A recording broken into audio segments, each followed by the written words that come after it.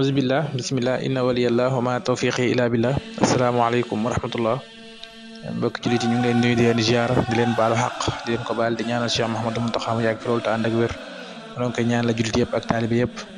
di ziare bu baax a baax mboolem waa chaîne YouTube Kenal Ahmadou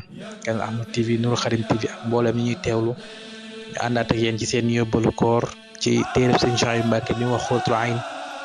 tey ñu nekk ci ñaareelu fanweer koor war a naafila ñetteelu guddi gi Sëriñ Souhaïbou Mbacké wax ci téere bi ni képp ku ci julli juróom benn rakka ci ñetteelu guddi gi rakka bu ci nekk nga tar ci fatiha benn yoon teg ci inna anzalnahu fi laylatil qadri ñeenti yoon teg ci xul yaa ayyuhal kaafiruuna ñeenti yoon nee na incha allahu rabbi dana mel ni ku goreel junni ci jaam ak ku jox junni nit ñu wooran mu dox le ñu ndogu dina mel am tuyaabay ku woor di junni nit ñu rafle nee na des na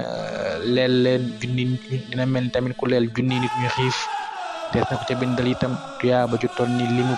janaaw yëpp des na ko defal li ñuy defal jaami yàlla yi gën a baax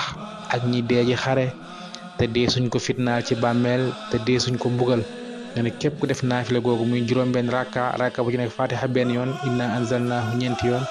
qul yaa ayyuhal kaafiruun ñeenti yoon nee na suñu borom dina ko defal xéewal yëpp incha allahu rabbi kon ñu ngi wàcce fa kàddu gi